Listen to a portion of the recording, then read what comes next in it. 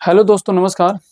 मैं रत्नाकर सर आप सभी का टारगेट विद गुरुकुल चैनल में तहे दिल से स्वागत करता हूं।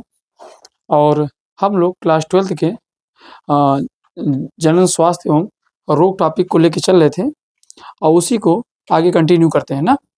तो जहाँ तक मुझे याद आ रहा है कि अगली क्लास में हमने आपको क्या पढ़ा दिया था, रोगों से परिचित पूरी तरीके से करा दिया था ना।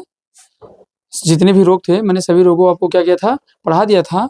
आज से हम लोग इसका सेकंड फेज इसका स्टार्ट हो रहा है। इसमें ये पढ़ेंगे कि अगर कोई रोग हो जा रहा है तो उस रोगों से लड़ने के लिए हमारे शरीर में कोई क्षमता है कि नहीं है। समझ रहे हैं। आज हम लोग ये समझेंगे कि क्या अगर कोई रोग हो जा रहा है, क्या शरीर के अंदर कोई ऐसी चीज़ें पाई जा रही हैं जो हमें उस रोग से बचा सकता है या रोगों से लड़ने के लिए क्षमता प्रदान करेगा।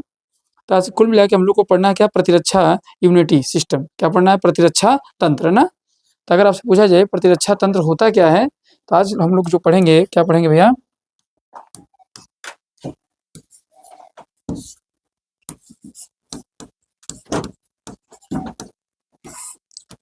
प्रतिरक्षा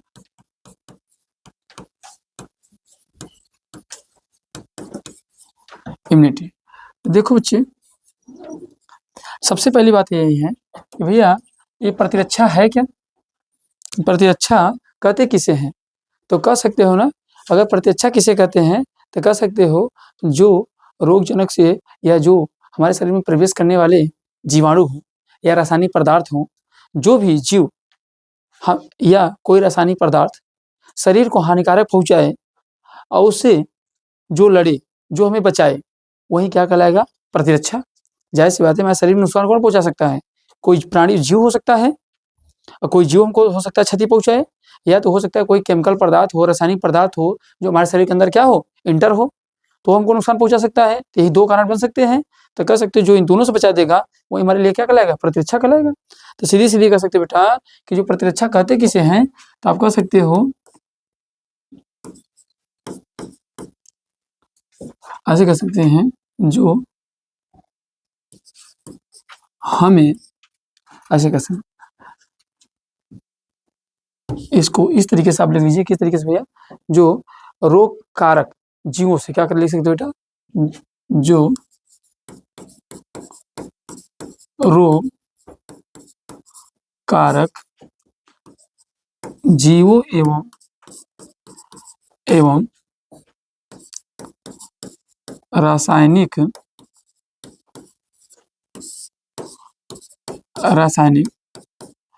पदार्थों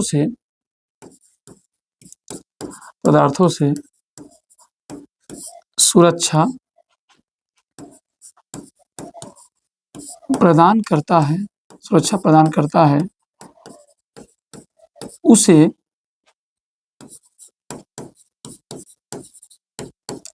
प्रतिरक्षा कहते हैं। क्या कहते हैं बेटा, प्रतिरक्षा कहते हैं। तो बोलो इतनी बात समझ पाए क्या कि रोग कारक मतलब कोई भी रोग कारक हो सकता है, चाहे कोई जीवाणु हो सकता है, चाहे वो बैक्टीरिया हो सकता है, चाहे वायरस हो सकता है, कवक हो सकता है, प्रोटोजोआ हो सकता है। तो जो भी रोग कारक जीव होंगे हमारे शरीर के अंदर प्रवेश करें, या रासायनिक पदार्थ, जैसे कोई ऐसी केमिकल पदार्थ, जहरीली चीजें अगर हमने खा लिया तो उससे भी हमको जो बचाए, तो सभी क्या, उसी को हम लोग क्या बोलते हैं बेटा, प्रतिरक्षा कहते हैं ना।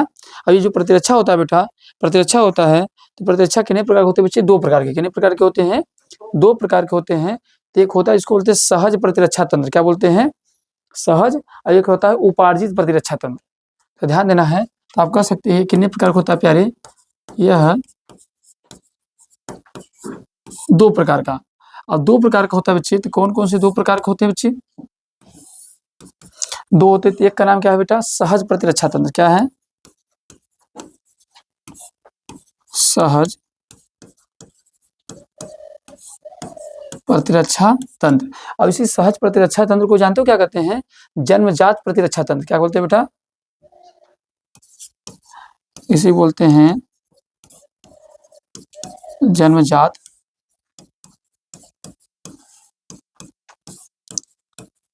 प्रतिरक्षा तंत्र। और इसको इंग्लिश में बोलते हैं इनेट इम्यून सिस्टम। क्या बोलते हैं बेटा, इनेट।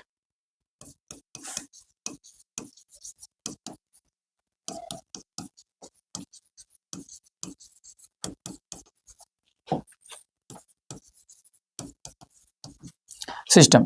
तो अब इसी को बेटा एक नाम और जानते हैं, इसे अविशिष्ट प्रतिरक्षा भी बोलते हैं। क्या बोलते हैं?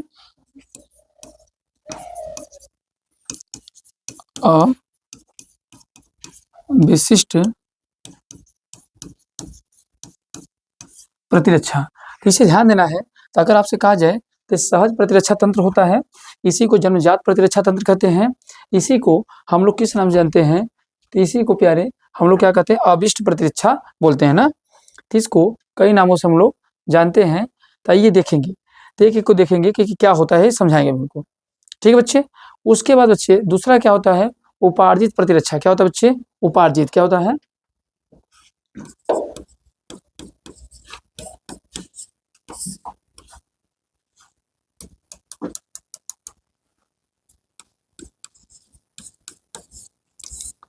उपार्जित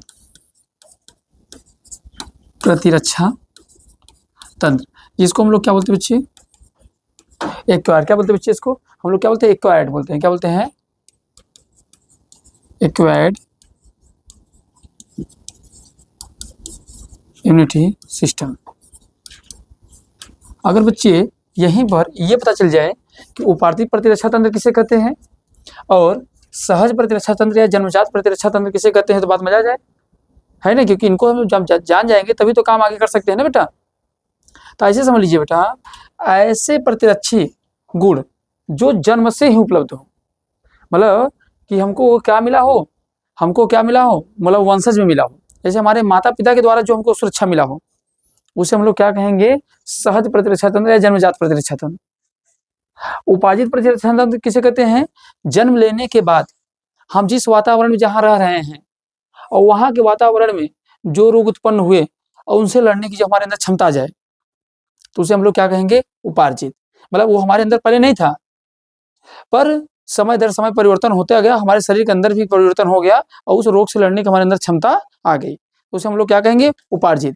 क्या कहेंगे बच्चे? उपार्जित। और जो जन्म से ही हो उसे क्या बोलेंगे? जन्मजात। कर सकते हैं ना। तो ये कैसा बेटा, समझ पाए ना इसको? क्योंकि इसकी परिभाषा कभी नहीं पूछेगा। सहज प्रतिरक्षा तंत्र बताओ। सहज प्रतिरक्षा तंत्र का मतलब क्या होता है? ऐसे सुरक्षा कर्मी, ऐसे आर्मी जो माता पिता से हमको कहाँ मिले हो? वंशज में मिले हो, उसे हम लोग क्या कहेंगे? सहज प्रतिरक्षा तंत्र कहेंगे। उपार्जित प्रतिरक्षा तंत्र किसे कहेंगे? कि जो हमें मतलब कि वंशज में ना मिले हो, बल्कि हमें क्या हुआ, जब हमारा जो उत्पत्ति हो गई तो उसके बाद वो क्षमता हमारे अंदर उत्पन्न हुई। जैसे एग्जाम्पल लीजिए, आप लोग को पता है कि 2019 में कोविड-19 आया। 2019 में कोविड-19 आया, तो ऐसा तो था नहीं कि हमारे माता पिता को कोविड-19 हुआ था तो वो क्षमता हमारे अंदर पहले से आई थी, ऐसा तो था नहीं। पर क्या हुआ, जो कोविड-19 आया तो हमारे शरीर के अंदर उसे लड़ने के लिए कोई भी एंटीबॉडी नहीं था। इसलिए शुरुआती में लोग, काफ़ी लोग क्या हो गए, कोविड-19 चपेट में जितने लोग आए मरते चले गए।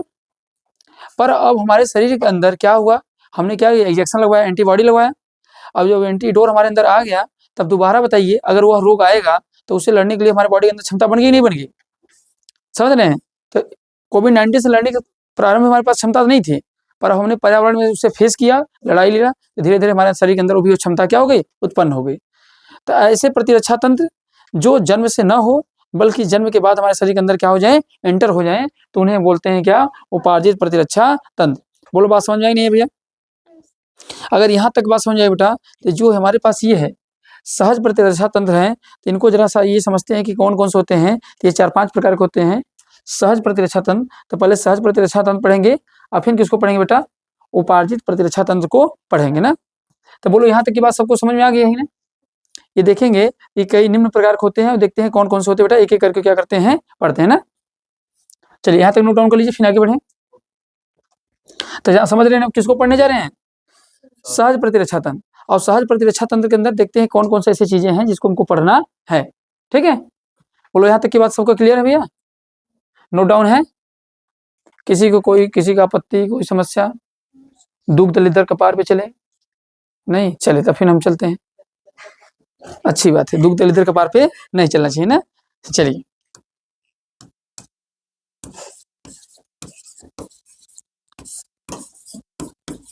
सहज प्रतिरक्षा तंत्र। सहज प्रतिरक्षा तंत्र के बारे में क्या है बेटा?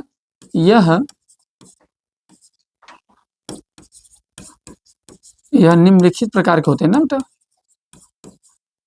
यह निम्नलिखित प्रकार का होता है। ये क्या होता है? निम्नलिखित प्रकार का होता है। आइए समझते हैं कि कौन कौन से होते हैं बेटा।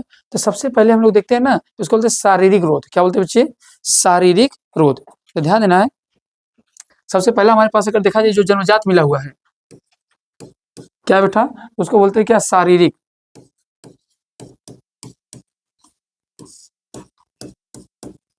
और शारीरिक रोध को इंग्लिश में क्या बोलते हैं बेटा? इसको बोलते हैं, क्या बोलते हैं मालूम है? इसको बोलते हैं फिजिकल बैरियर। क्या बोलते हैं बेटा?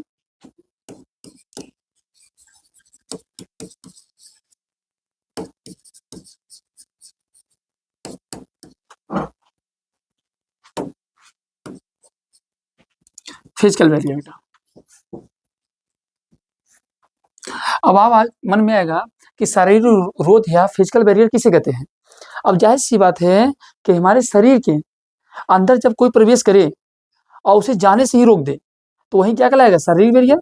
मतलब सूक्ष्म जीवों को प्रवेश करने से क्या करता है? रोकता है। तो जो भी सूक्ष्म जीवों को शरीर में प्रवेश करने से रोके वही क्या कहलाएगा बेटा? शारीरिक रोध कहलाएगा। रोध मतलब क्या होता है? रोकना। कह सकते हैं जो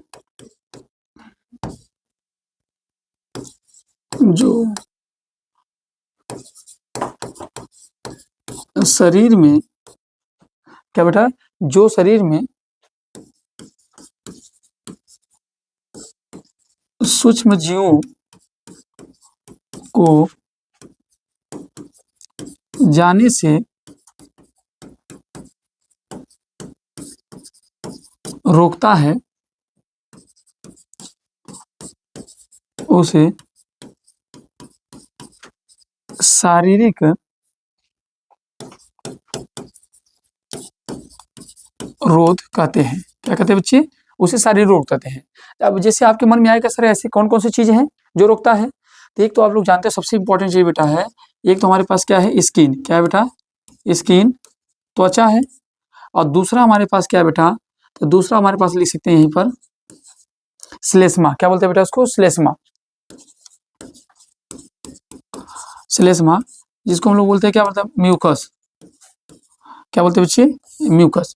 तो ये दो चीजें हैं जो किसी चीज को शरीर में जाने से क्या करते हैं? रोकते हैं। जैसे त्वचा बेटा क्या करता है बेटा?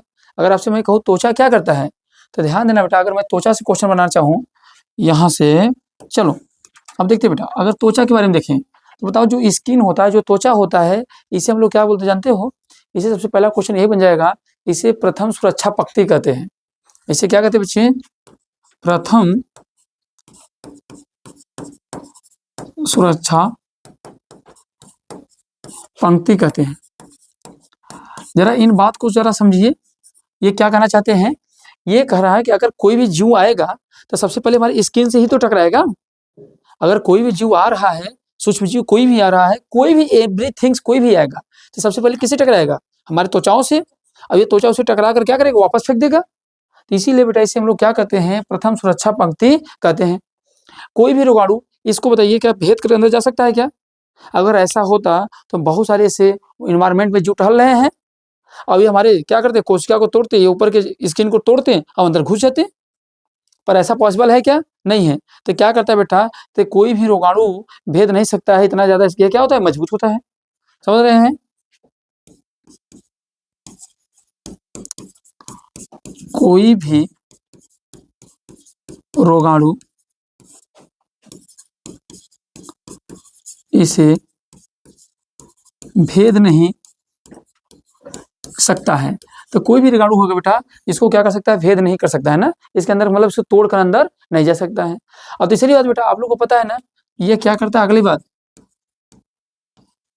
यूवी रेज से सुरक्षा प्रदान करता है। जो पराबैंगनी किरणें है बेटा, तो पराबैंगनी किरणों से हमारा क्या करता है? रक्षा करता है। अब आपसे क्वेश्चन बन सकता है पराबैंगनी किरणों से कौन सा रोग हो जाता है बेटा? तो पराबैंगनी किरणों से कौन सा रोग होता है? Skin cancer. क्या होता है बच्चे? Skin cancer. वो भी कौन से वाले से होता है? तो ये पराबैंगनी किरणें बेटा कितने प्रकार की होती है? 3 प्रकार की। कितने प्रकार की होती हैं? 3 प्रकार की। एक तो होता है बेटा UV rays A, UV rays B and UV rays क्या होता है बेटा? सी। अब इसी सी वाले से, क्योंकि इसकी सी की स्पीड क्या होती है? एकदम लो होती है। क्या होती है? इसकी स्पीड जो होती है बेटा क्या होती है? स्पीड लो होती है। तो स्पीड जब लो होती है तो काफी समय तक हमारे स्किन पे पड़ता है ये। बाकी तो टकरा के चली जाती हैं, पर ये लंबे समय तक पड़ता है, इसलिए स्पीड लो होता है। तो इसी से बेटा क्या हो जाता है? Skin cancer. अभी आप इस टॉपिक में पूरा स्किन कैंसर पढ़ने वाले हैं, मतलब कि आप रोग कैंसर के बारे में पढ़ेंगे, कैंसर रोग कैसे होता है, क्या कारण होता है। अभी एड्स बचा हुआ है, अभी उनको अलग से पढ़ाएंगे जब हम सिस्टम पूरा पढ़ा लेंगे तब। तो समझ गया बेटा? तो सबसे पहला काम कौन किया? स्किन किया। स्किन को क्या बोलते हैं? प्रथम सुरक्षा पंक्ति कहते हैं। कोई भी रोगाणु से भेद के नहीं जा सकता है और यूवी रेस से सुरक्षा प्रदान करता है ना, क्योंकि यूवी रेस से क्या हो जाएगा? तो आप लोग को पता है कि यूवी रेस से क्या हो जाता है? तो यूवी रेस से बेटा क्या हो जाएगा? कैंसर। कौन सी कैंसर हो जाएगी? Skin cancer. अभी बेटा श्लेष्मा जो होता है म्यूकस, ये क्या करता है? अभी बेटा करता क्या है श्लेष्मा? एक ध्यान देना है, आप कर सकते हो इसके बारे में। यह एक तरल चिपचिपा क्या बच्चे? पदार्थ है। तो सबसे बड़ी बात है, ये एक प्रकार से क्या है? तरल चिपचिपा पदार्थ है। अब ये करता क्या है? तो ये नासा मार्ग तथा श्वसन मार्ग तथा मूत्र मार्ग में प्रवेश करने वाले सूक्ष्म जीवों को क्या करता है? रोकता है। अब जाहिर सी बात है, कैसा ध्यान समझो, ये तरल चिपचिपा पदार्थ है। अब कोई हमारे नाकों के माध्यम से कोई सूक्ष्म जीव अंदर जाने की कोशिश करेगा, तो उसके अंदर क्या पाया जाएगा? श्लेष्मा पाया जाएगा, म्यूकस पाया जाएगा। अब म्यूकस क्या करेगा? तरल चिपचिपा पदार्थ है, जो जीव जा रहा है ना, उसे क्या करेगा? चिपका लेगा, और जब चिपक जाएगा तो उसमें उसकी क्या हो जाएगी? मृत्यु हो जाएगी। ऐसे मूत्र मार्ग से जाएगा तो उसमें भी श्लेष्मा पाया जाता है, और ऐसे ही हमारे किसमें? नाक में पाया जाता है, और श्वास नाल अंदर जाओगे तो उसमें भी क्या पाया जाता है? श्लेष्मा पाया जाता है। ठीक है, तो आप ध्यान दीजिएगा। तो ये करता क्या है ये बच्चे? यह एक तरल चिपचिपा पदार्थ है। यह नासा मार्ग हो गया बेटा, नासा मार्ग मतलब नाक, ठीक है ना। श्वसन मार्ग,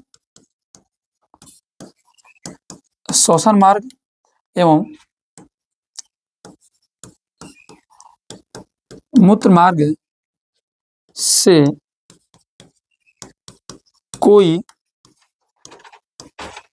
सूक्ष्म जीव, कोई भी बेटा सूक्ष्म जीव प्रवेश करता है तो यह उसे चिपका कर मार देता है। तो समझ पाए बेटा? अब आप लोग क्या, अगर इस शारीरिक ग्रोथ के बारे में आराम से ले ले जाएंगे, इस शारीरिक ग्रोथ क्या होता है, तो आप समझ पाए हैं शारीरिक ग्रोथ का अभिप्राय क्या होता है? कि यह मुख्यतः शरीर में सूक्ष्म जीवों को जाने से क्या होता है? रोकता है। अब देखो, स्किन भी रोक रहा था, और कौन रोक रहा है? श्लेष्मा। स्किन कहाँ रोक रहा है? बाहर से कोई डायरेक्ट आ रहा है तो उसे रोक दे रहा है।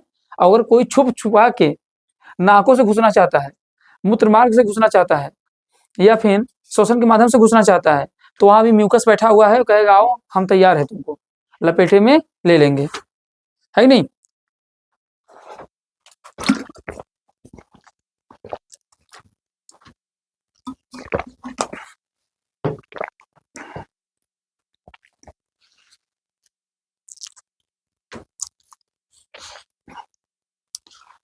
आप लोग का नोट्स बहुत बेहतरीन बनेगा।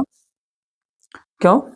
क्योंकि एकदम बाकायदे से खंगाल के एनसीईआरटी को तैयार किया जा रहा है, आगे के एग्जाम के लिए बड़ा काम करेगा ये। इसलिए इसे बार बार क्या करिए? रिवीजन करिए। बोर्ड के एग्जाम की औकात नहीं है किससे बाहर जाएगा, मैं बता गारंटी दे रहा हूँ आपको। बोर्ड के तो जो क्वेश्चन आप ऐसे चुटकी उड़ाएंगे, जाएंगे पेपर देने, आपके चेहरे पर मुस्कान बढ़िया रहेगा। अब मुस्कान को भी मत लेके चले जाइएगा, बस मुस्कान रहेगा। हाँ, कि मुस्कान तुम हंसती रहो, क्वेश्चन जो आए तो ऐसा नहीं करना ना। चलिए, हो गया यहाँ तक? आइए, तो हमने अभी समझा, देखा बेटा, शारीरिक रोग देखा, और दूसरा डालेंगे कायिक रोध, फिजियोलॉजिकल बैरियर। हो गया यहाँ तक? बोलो भाई।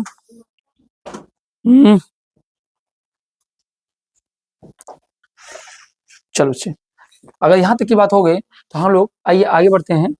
अब अगले स्टेप में देखते हैं दूसरा कौन सा बेटा। तो दूसरा हम लोग डालेंगे कायिक रोध। क्या डालेंगे बच्चे?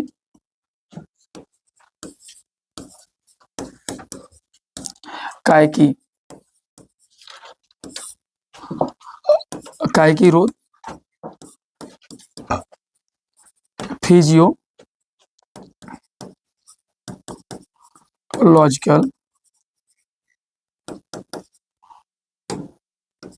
Physiological barrier. क्या बोलते हैं बेटा इसको? Physiological barrier. अब आपके मन में आएगा कि भैया ये फिजियोलॉजिकल बैरियर क्या होता है, मतलब कायिक। तो बेटा इसमें कुल मुख्यतः 3 चीजें आएंगे। कौन आएंगे? एक तो आंख आता है, अब आंख से भी तो कोई घुस सकता है। और दूसरा कौन आएगा? लार आएगा।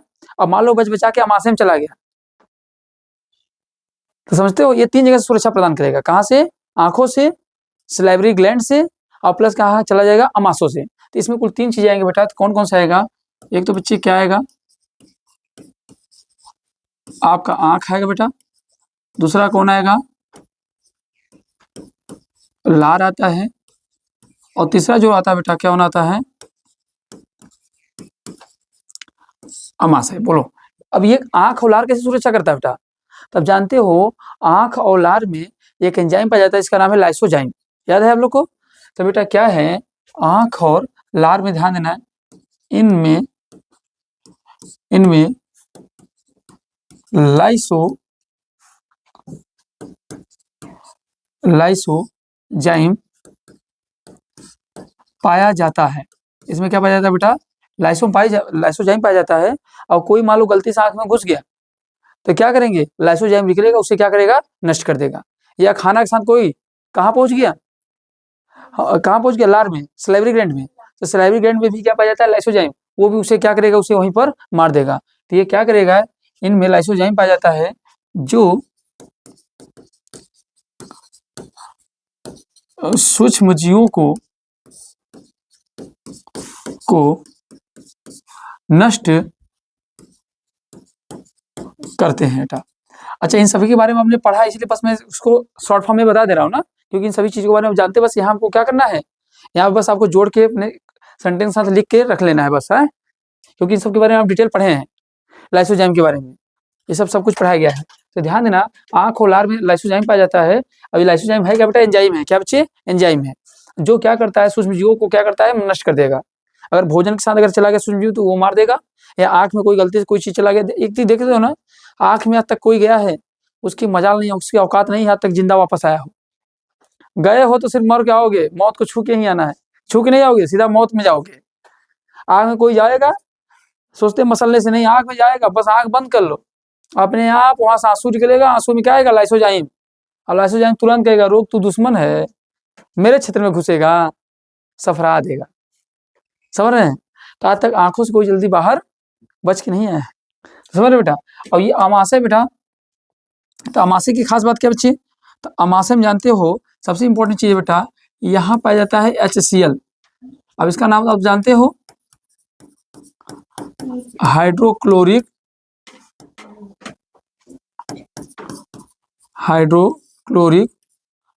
अम्ल। अब बेटा हाइड्रोक्लोरिक अम्ल जो है बड़ा स्पेशल चीज है बेटा। ये कहाँ पाया जाता है? हमारे अमाशय में। अमाशय में पाया जाता है। तो इसका स्राव कहाँ से होता है बताओ? किस ग्रंथि से होते हैं? कोई बता सकता है? हाँ, अरे भाई क्या कर रहा है रे तू? अमाशय पूरा पढ़ा है। इसका स्राव किससे होता है बच्चे? जठर ग्रंथि से होता है ना। ये सब क्वेश्चन बन सकते हैं, रिवीजन क्या करो, जठर ग्रंथि से होते हैं। दूसरी बात, अब इसका आप लोग को पीएच मान पता है कितना है?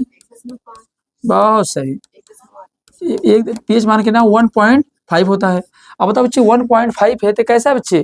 कैसा है? ये प्रबल है। क्यों? जिसका पीएच मान 3.5 से नीचे होता है वो कैसा होता है? प्रबल होता है। तो ये ध्यान देना बेटा, कैसा है? प्रबल अम्ल है। कैसा बच्चे है ये प्रबल अम्ल है।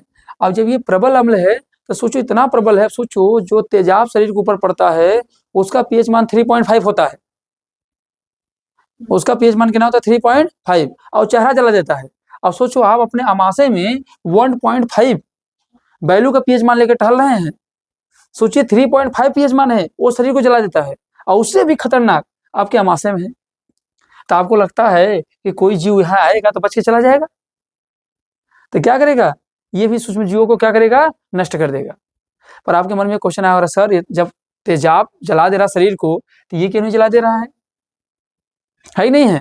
इसके पीछे कारण बेटा, क्योंकि अमाशय के ऊपर जस्ट ऊपरी भागों में म्यूकस परत पाई जाती है। अब म्यूकस परत से क्या निकलता है, क्षार निकलता है, और क्षार और अम्ल जब मिलता है तो क्या हो जाता है, उदासीन। इसलिए वो अमाशय के ग्रंथियों को जला नहीं पाता है। तो बेटा ध्यान देना, इससे क्वेश्चन क्या क्या बन सकते हैं। यह क्या करता है, यह सूक्ष्म जीवों को क्या करता है बच्चे, सूक्ष्म जीवों को नष्ट करता है। क्या करता है बेटा, सूक्ष्म जीवों को नष्ट करता है। इसके अलावा अगर इसके अलावा अलग बात करेंगे बेटा तो क्या करेगा, भूख का एहसास कराता है। तो अगर आपसे क्वेश्चन ये भी पूछ ले भूख का एहसास कौन कराता है, अमाशय। तो ये सभी बेटा कैसे हैं, कायिक रोध है। कैसे बच्चे हैं, कायिक रोध हैं। ये क्या करते हैं, कोई भी जीव अगर अंदर प्रवेश कर जाएंगे तो उसे क्या कर देगा, मार देगा। अब सोचो कितनी बढ़िया बात है, पहले शरीर रोका, फिर उसे श्लेष्मा रोका, फिर उसे लार रोका, और लार और से बचते बचाते कहाँ चला गया, अमाशय में। तो वहाँ हाइड्रोक्लोरिक अम्ल बैठा है, वहाँ ये से लपेटे लेगा। अब समझ लो इसके बचते बचाते तब भी ये हमको बीमार कर ही देते हैं। इतना सैनिक रखे हैं, देख रहे हो ना, जैसे आर्मी में है सबसे पहले बीएसएफ, सीआरपीएफ सब सारे हैं, ऐसे हमारे शरीर के अंदर सारे हैं, एक से बढ़ के एक है।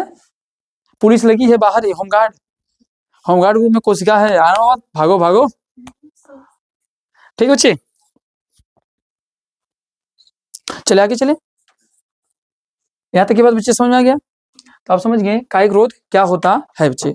अब डालेंगे तीसरा जो होता है बेटा, इसमें तीसरा कौन सा होता है, उसको बोलते हैं कोशिकी रोध। क्या बोलते हैं बच्चे, कोशिकी रोध।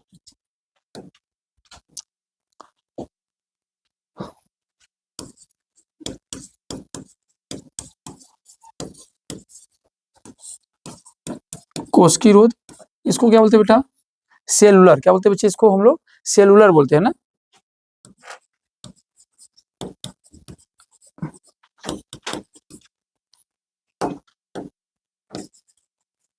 Cellular barrier.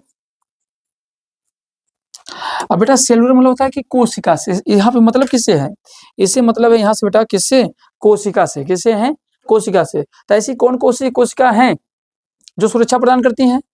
अभी आपने देखा सुरक्षा प्रदान करने के लिए हमको क्या देखा, हमारे पास शरीर के पास क्या है, कोशिका है, ये त्वचा है। त्वचा के साथ साथ हमने देखा क्या है बेटा, हमारे पास क्या है, श्लेष्मा है। फिर इसके बाद हमने देखा आंसू में, लार में लाइसोजाइम पाया जा रहा है, अमाशय में क्या पाया जा रहा है, हाइड्रोक्लोरिक अम्ल पाया जा रहा है। तो इन सभी चीज को तो देखा हमने, पर ऐसी कोई कोशिकाएं भी हैं क्या जो हमको सुरक्षा प्रदान करती हैं।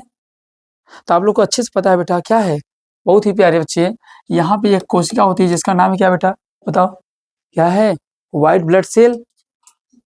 सबसे बड़ा प्रतिरक्षा तंत्र भाई, उसको काहे भूल रहे हो, कोशिका ही तो है। समझ रहे हो नहीं समझ रहे हो। सब बेटा सबसे बड़ी पॉइंट है क्या है बेटा, WBC। क्या बच्चे, WBC को क्या बोल सकते हैं बच्चे हम लोग, व्हाइट ब्लड। अभी इन सब के बारे में तो कौन है भाई, हट यार, तू भी पढ़ने आ जाता है यहीं पर है? हाँ हम लिख नहीं लेंगे जना, या बोला करूं तुम ही लिख दिया करो। व्हाइट ब्लड सेल जिसको बोलते बेटा श्वेत रक्त कोशिका ना बच्चे। और क्या बोलेंगे बेटा, श्वेत रक्त कोशिका। और श्वेत रक्त कोशिका में आप लोग को मैंने बताया है ये कितने प्रकार के होते हैं बच्चे, दो प्रकार के ना, ये दो प्रकार के होते हैं, एक ग्रेनुलोसाइट और ग्रेनुलोसाइट, कणिकामय और कणिका रहित ना। अभी आगे इसकी डिटेल पढ़े होंगे आप लोग, ब्लड पढ़े होंगे तो वहां पढ़े होंगे। तो इसी में बच्चे अब ध्यान दें, तो WBC है जो रोगों से लड़ने में सहायता करता है। अब इसी के अंदर क्या होता है, मोनोसाइट और न्यूट्रोफिल पाया जाता है। क्या पाया जाता है बच्चे, इसी के अंदर क्या क्या पाया जाता है, अगर मैं आपसे कहूं तो इसी के अंदर पाया जाएगा मोनोसाइट,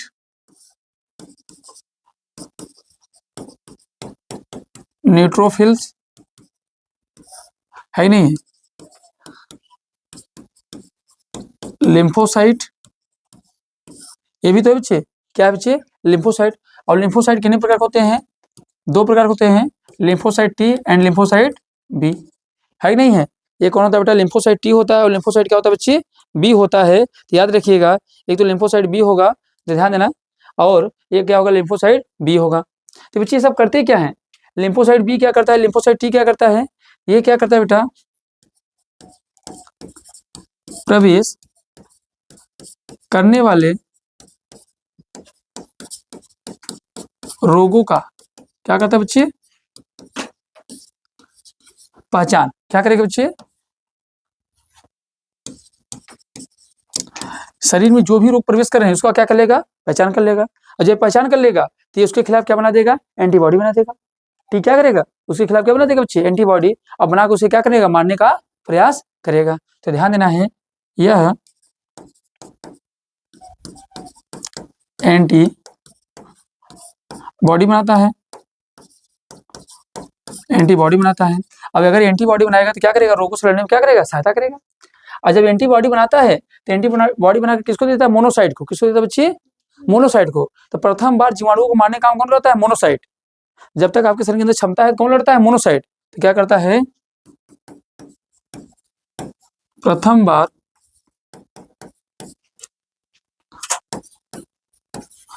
बार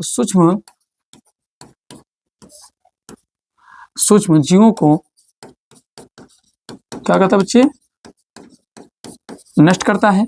और वहीं पर अगर न्यूट्रोफिल्स क्या करता है बच्चे, इससे बड़ा क्वेश्चन बन जाते हैं, इसे ध्यान देना। इसे हम लोग जानते हो क्या कहते हैं, WBC का क्या कहते हैं, मिलिट्री बोलते हैं, आर्मी बोलते हैं, इसे क्या बोलते हैं बेचार, WBC का, भाई WBC का आर्मी क्यों बोलते हैं बेटा, WBC का आर्मी से बोलते हैं क्योंकि जब अगर मोनोसाइट इसे नहीं मार पाएगा तो हम लोग लेते हैं बाहर से दवा, और जब बाहर से दवा लेते हैं तो न्यूट्रोफिल्स अपनी संख्या को क्या करता है, बढ़ा लेता है। क्या करता है, न्यूट्रोफिल्स अपनी संख्या बढ़ाकर और जो भी सूक्ष्म जीव प्रवेश किए हैं उन्हें क्या करता है, मारने का प्रयास करता है। बात समझे नहीं समझे, इसीलिए बेटा इसे हम लोग WBC का आर्मी कहते हैं। और ध्यान देना है, यह अपनी संख्या को क्या करता है, बढ़ाता है। और जब ये संख्या बढ़ाएगा, संख्या को बढ़ाता है और संख्या बढ़ाता है तो शरीर का तापमान बढ़ता है बेटा, तापमान बढ़ता है। अगर आपसे पूछा जाए, अगर कहा जाए तो ये संख्या को बढ़ाता है तो शरीर का तापमान बढ़ता है। इसीलिए अगर किसी को बहुत तेज बुखार है तो उसे इंजेक्शन नहीं लगता है, क्यों, क्योंकि न्यूट्रोफिल्स अपनी संख्या को बढ़ा लेगा तो यही बुखार किस पे चढ़ जाएगा, दिमाग पे, तो समस्या ज्यादा हो जाती है।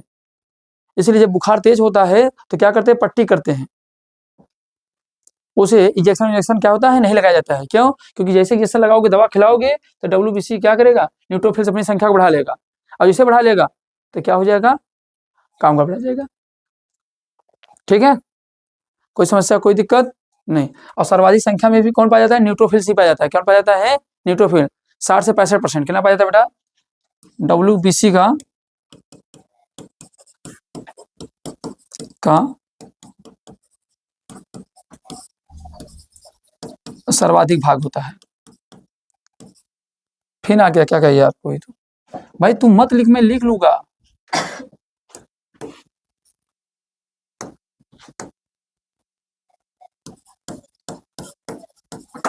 ठीक है, तो ये बेटा कैसी कोशिका बताओ, ये सभी कोशिका भी तुमको सुरक्षा प्रदान कर रही नहीं कर रही है क्या बच्चे।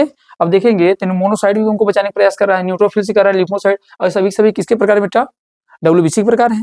इसीलिए इसको हम लोग क्या बोलते हैं बेटा, कोशिकीय रोध, क्योंकि ये कोशिका रूप में हमारी सुरक्षा प्रदान करते हैं। ठीक है,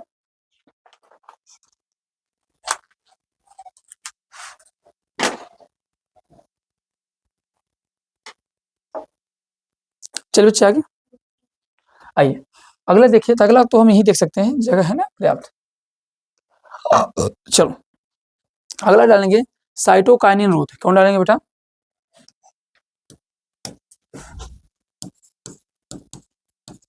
साइटोकाइनिन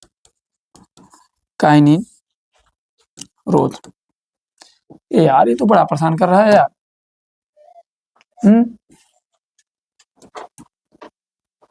उसको पूरी तरीके से इसको पैकिंग करवा दीजिए, समझ रहे हैं, तो इसे ये नहीं आएंगे, साइटोकाइनिन रोध। देखो फिर कहीं आ गया हो। साइटोकाइनिन रोध। अब साइटोकाइनिन रोध क्या करता है बच्चे? सबसे बड़ी बात है कि साइटोकाइनिन भाई क्या चाहता भाई तू?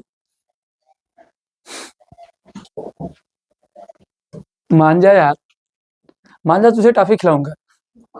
चल, साइटोकाइनिन रोध। देखो खून पीना है ना इसे, ये धरती खूनों की प्यासी है, खून चाहिए इसे, हाँ ना। अच्छी बात है। चलिए अब देखिए बच्चे, अगर साइटोकाइनिन की बात करेंगे तो साइटोकाइनिन में सबसे बड़ी बात होती है बेटा ना, इसके अंदर इंटरफेरॉन प्रोटीन पाया जाता है। क्या पाया जाता है बच्चे? साइटोकाइनिन के अंदर क्या पाया जाता है? इंटरफेरॉन प्रोटीन पाया जाता है। और जब इसके अंदर इंटरफेरॉन प्रोटीन पाया जाता है बच्चे ना, पाया जाता है तो ये करता क्या है? जैसे मान लो किसी कोशिका में कोई जीवाणु प्रवेश कर गया है, सूक्ष्मजीव प्रवेश कर दिया है और उसे नष्ट कर रहा है, कोशिका को यहाँ से क्या कर रहा है? डैमेज कर रहा है, नुकसान पहुंचा रहा है। तो यही इंटरफेरॉन निकलेगा साइटोकाइनिन से और क्या करेगा? यहाँ जो कोशिका नष्ट करने वाले जीवाणु होते हैं उन्हें क्या करेगा? समाप्त कर देगा। जैसे वो प्रवेश करके डैमेज कर रहे हैं, अब जैसे हमको पता चल गया कि मेरा घर कोई तोड़ रहा है और हम पहुंचे और उसे रोक लें, तो ऐसा ही काम किसका बेटा? साइटोकाइनिन का है। तो इंटरफेरॉन क्या करता है? प्रोटीन पाया जाता है, और ये प्रोटीन क्या करता है? जब किसी कोशिका को कोई नष्ट कर रहा है तब ये पहुंचता है और वहां पर क्या करेगा? रोकना क्या करेगा? नष्ट करने के लिए क्या करेगा? रोक देगा, मत कर, अब मेरा अधिकार क्षेत्र है कि नहीं? तो समझिएगा ये करेगा क्या बच्चे? तो जब कोई विषाणु क्या इंटरफेरॉन प्रोटीन पाया जाता है,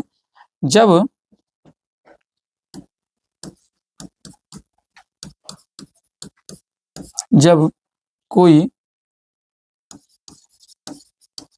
सूक्ष्मजीव कोशिका को नष्ट करता है तो इसे नष्ट करने से क्या करता है बच्चे?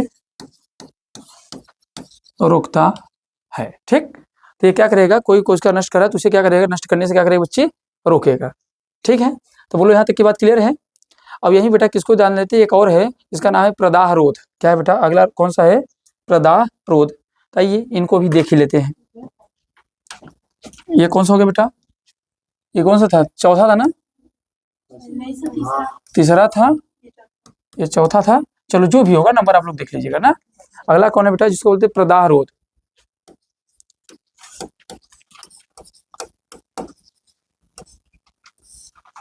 अब ये प्रदाह रोध क्या होता है बेटा? तो ध्यान देना, ये कुल मिला के क्या करता है कि जब कोई सूक्ष्म जीव, जीवाणु, कोई भी चीजें शरीर के अंदर प्रवेश कर जाती हैं तो एक तरीके से मैसेंजर का काम करता है, एलर्जी पैदा करता है कि भैया सतर्क हो जाओ, तुम्हारे अंदर कोई ना कोई जीव आ गया है। जैसे शरीर में पेट दर्द हो रहा है तो लक्षण ही तो है, शरीर में लाल चकत्थे बन रहे हैं तो क्या है? शरीर के ऊपर त्वचा पे लाल चकत्थे, मतलब आपके अंदर ऐसी चीज प्रवेश कर गए हैं जो आपको नुकसान पहुंचाने वाले हैं, मतलब आप तुरंत जाके डॉक्टर से सलाह लीजिए। तो इसी को क्या बोलते हैं? प्रदाह रोध। जो क्या करे बेटा? शरीर में एलर्जी उत्पन्न करके सुरक्षा प्रदान करे। भाई एलर्जी उत्पन्न कर रहा है, जैसे हम आपको कोई आपको मारने वाला है, हम आपको बता दें जितेंद्र मत जाना इधर से रेलवे तरफ से, नहीं तुम्हें वहाँ 4 लोग रुके हैं मारने के लिए, तो तुम्हारा सुरक्षा किए कि नहीं किए? भले तुम्हारे शरीर के अंदर जाके हम तुम्हारे साथ लड़े नहीं, पर तुम्हें बचा तो दिए। तो ऐसे ही शरीर के अंदर क्या होता है? प्रदाह रोध होता है, जो शरीर के अंदर स्पेशली वो हमको मैसेज देता है, ट्रांसफर देता है कि भैया ये समस्या है और सुधार लो, नहीं तो फिर चले जाओगे। समझ रहे बच्चे? तो ये क्या करता है बेटा? ये ध्यान देना, शरीर में एलर्जी पैदा करके सुरक्षा प्रदान करता है। क्या करता है बच्चे? सुरक्षा प्रदान करता है। तो ऐसे कौन कौन से बच्चे जो सुरक्षा प्रदान करते हैं? जैसे बेटा एग्जांपल लिख सकते हैं, इसमें बेसोफिल्स, आपको मालूम है ना, बेसोफिल्स WBC का ही प्रकार है जो एलर्जी पैदा करता है और सबसे कम भाग इसी का होता है। कौन है बच्चे? बेसोफिल्स। ये मात्र कितना होता है बेटा? 2 से 3% होता है और यह करता है स्पेशली क्या करता है? एलर्जी पैदा करता है। क्या करता है? एलर्जी पैदा करता है, क्योंकि इसी के अंदर, अगर मैं आपसे कहूं इसी के अंदर क्या पाए जाते हैं बच्चे?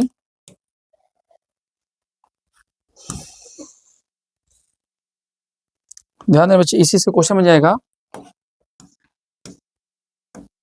इसी बेसोफिल के अंदर ही बेटा क्या पाया जाता है? इसी के अंदर बेटा हिस्टामिन पाया जाएगा, हिपैरिन पाया जाएगा। क्या पाया जाएगा? हिस्टामिन हो गया, हिस्टामिन हो गया, हिपैरिन हो गया। तो ये करते क्या बेटा? हिपैरिन, ये सभी कहते हैं। हिस्टामिन क्या करता है? अगर कोई जीव अगर ज्यादा परेशान करता है, ये खुजली उत्पन्न करता है। क्या कहता है बच्चे? खुजली। तो अगर आपसे पूछे खुजली कौन से एंजाइम से होता है बेटा, तो खुजली किससे होता है? हिस्टामिन से। हिपैरिन क्या करता है? जो शरीर के ऊपर लाल चकत्थे जमते हैं ना, खून के स्पॉट बनते हैं, लाल धब्बे, ये किसके कहते हैं? हिपैरिन ना। शरीर पर धब्बे, शरीर पर लाल धब्बे, छोटे छोटे चकत्थे जो बनते हैं, वो किससे बनते हैं बच्चे? हिपैरिन से। अब ये सभी कहाँ पाए जाते हैं? तो प्रदाह रोध के अंदर होते हैं। तो बात समझ में आ गया। तो इस प्रकार से आपका एक तरीके से कह सकते हो कि आप सुरक्षा प्रदान कर सकते हो। यही बेटा क्या था हमने जो देख रहे थे, हम लोग क्या देख रहे थे प्यारे? हम देख रहे थे प्रतिरक्षा तंत्र। और प्रतिरक्षा तंत्र के अंदर हमने क्या किया? इस यूनिट को क्या कर लिया? कंप्लीट कर लिया ना। हमने इसमें समझा सहज प्रतिरक्षा तंत्र क्या होता है, जो जन्म से प्राप्त है। बताओ क्या कोशिका बाद में बनी है क्या? सभी ये जितने पॉइंट मैंने आपको समझाया है, क्या हमारे जन्म के बाद ये सब बनी है? नहीं ना, ये सब तो पहले से माता पिता से मिली हुई है। और हमने देखा इसमें कौन कौन सा है बच्चे, तो हमने ये देखा इसमें कौन आया बेटा? एक तो सहज प्रतिरक्षा शारीरिक रोध है। कौन आया? शारीरिक रोध। फिर कौन सा है बेटा? कायिक रोध आया। फिर कौन सा है बच्चे हमारे पास? कौन सा आया? कोशिका रोध आया। फिर हम लोग प्रदाह रोध देखा और साइटोकाइनिन।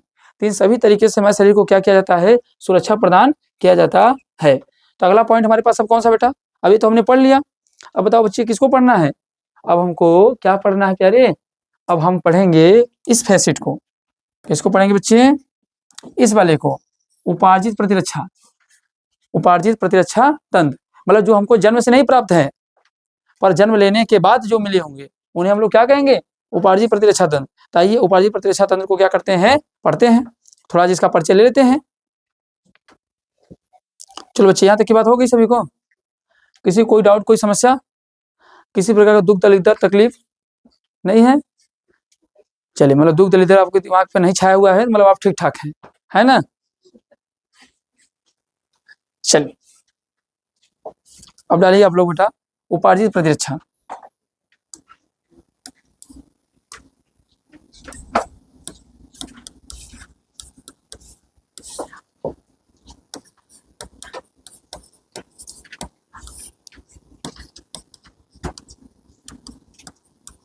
बात नहीं करेंगे।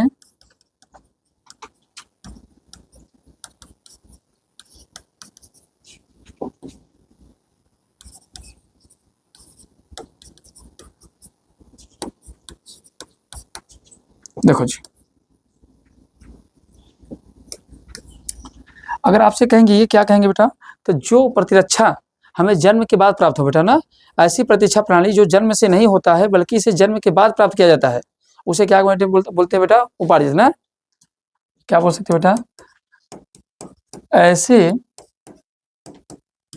प्रतिरक्षा तंत्र जो जन्म से नहीं प्राप्त होते हैं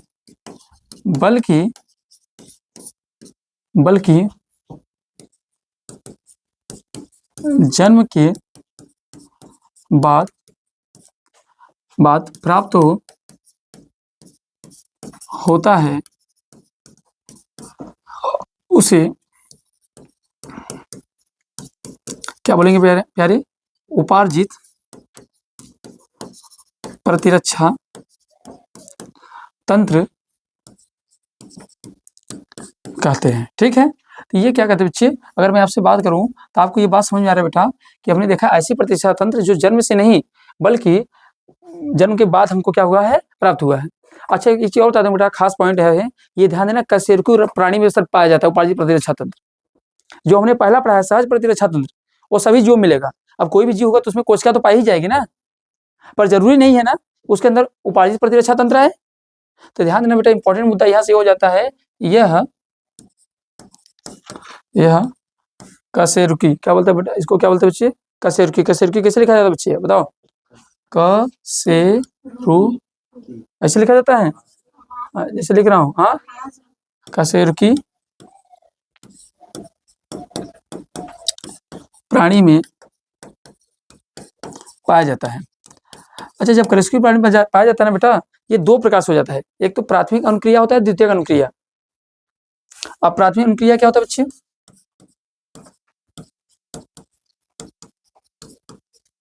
प्राथमिक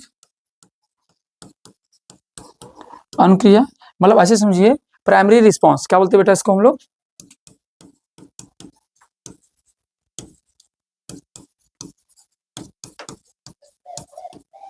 प्राइमरी रिस्पांस। और दूसरा कौन होता है बेटा,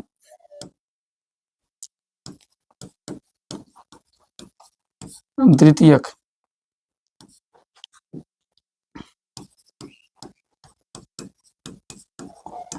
अनुक्रिया। इसको हम लोग बोलते हैं क्या बेटा, सेकेंडरी ना।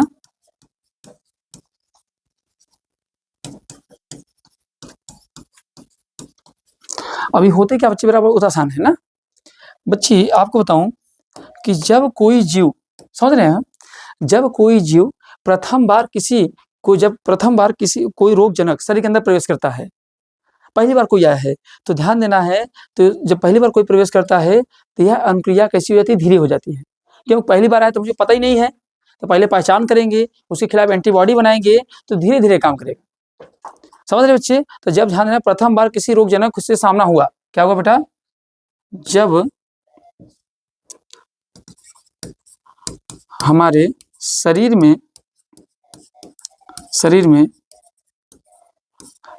प्रथम बार किसी रोगजनक से सामना हुआ तो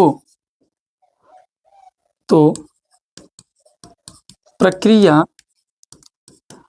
मंद होगी। क्या होगी बच्चे, प्रक्रिया कैसी होगी बच्चे, मंद होगी, क्योंकि पहली बार कोई जीव हमारे शरीर के अंदर आया है, तो जायज सी बात है कि पहले उसकी पहचान तो करेंगे, किस प्रकार का है किस प्रकार का नहीं, पता नहीं इसमें डीएनए पाया जा रहा है कि नहीं पाया जा रहा है, आरएनए मिल रहा है कि नहीं मिल रहा है, भाई डीएनए आरएनए है कि नहीं है, चेक करें, डीएनए है थोड़ा इसके खिलाफ एंटीबॉडी बनाना आसान हो जाएगा, आरएनए होगा तो ज़्यादा मुश्किल होगा। जैसे आप कोविड-19 को देख लीजिए, कोविड-19 में क्या था, आरएनए था। अब आरएनए जब शरीर के अंदर प्रवेश किया, इसको पहचान करना, इसके बाद खिलाफ एंटीबॉडी बनाना अधिक समय ले लिया, तो एक ऐसी क्रिया होगी पहली बार में, मंद होगी। पर बताओ यही जीव, जब वही जीव दोबारा शरीर के अंदर प्रवेश कर जाएगा, जब कोई जीव दोबारा शरीर के अंदर प्रवेश कर जाएगा, तो तेजी से क्या करेगा, उसे मार के समाप्त कर देगा, तो उसे बोलते हैं क्या बेटा, द्वितीय अनुक्रिया। प्रथम अनुक्रिया में जो फर्स्ट टाइम रिस्पांस होगा उसे क्या बोलेंगे, प्रथम अनुक्रिया, और जो सेकंड टाइम रिस्पांस होगा उसे क्या बोलेंगे, द्वितीय अनुक्रिया। तो क्या होगा यहाँ बच्चे, जब कोई जीव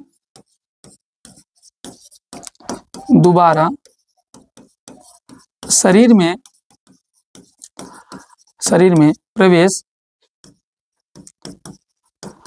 कर जाता है, जब कोई जीव दोबारा शरीर में प्रवेश कर जाता है और उसे जल्दी से कहाँ बैठ गए भाई, जल्दी से समाप्त कर दिया जाता है, तो इसे द्वितीय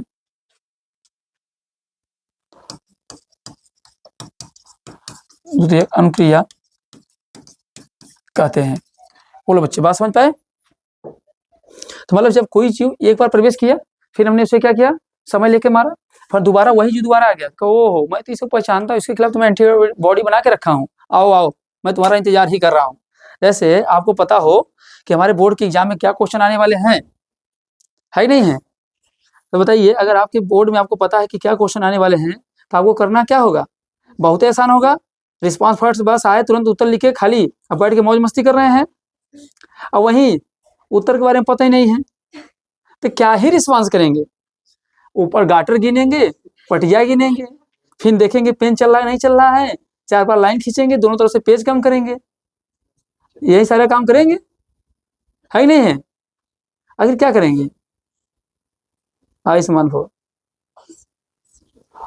आखिर बताइए क्या करेंगे? जब अगर उत्तर याद होगा तो उत्तर लिखने में समय तो नहीं लगेगा, जब नहीं याद है तो देखेंगे अच्छा ये पटिया है, अच्छा इसी को पटिया कहते हैं, अच्छा बलुआ पटिया है कि कौन है? गाटर कैसे लगा हुआ हो, कमरवा के ना बढ़ावा लगी, कमरा के क्षेत्रफल निकाले, काहे कि उत्तर पता नहीं बा, तो फालतू काम करेंगे। तो जब फालतू काम करेंगे तो समय क्या लगेगा? ज्यादा। और जब पहले से हम उस पर प्रैक्टिस किए हुए हैं, उस पर काम किए हुए हैं, तो फट से जैसे ही आएगा तुरंत एक्शन, तुरंत रिजल्ट। हाँ समझ बेटा। तब चलिएगा, अब इसके आगे कल हम लोग पढ़ेंगे प्राथमिक और द्वितीयक प्रतिरक्षा तंत्र में एक लिम्फोसाइट बी होता है, लिम्फोसाइट क्या होता है? टी होता है ना। तो कल इन सब के बारे में डिटेल चर्चा करेंगे। अभी कम से कम प्रतिरक्षा तंत्र चलेगा 2 दिन। ये टॉपिक थोड़ा सा बड़ा है क्योंकि इसमें प्रतिरक्षा तंत्र पढ़ रहे हैं, कैसे रोगों से लड़ना है, और रोगों से लड़ना है तो शरीर के अंदर क्या क्या सिस्टम है तो पता रहे ना, क्योंकि आगे चल के फ्यूचर में आप डॉक्टर बनेंगे तो क्या होगा, इन सभी चीज़ों की जरूरत पड़ेगी। और वहाँ जब टीचर आपका प्रोफेसर पढ़ाएगा तो आपको लगेगा #मक्खन, क्यों? क्योंकि आपको लगेगा मेरा छोटा प्रोफेसर इसे पढ़ा चुका है ना। चलिए तो फिर मिलते हैं अगले क्लास में, तब तक के लिए सभी को जय हिंद, जय भारत।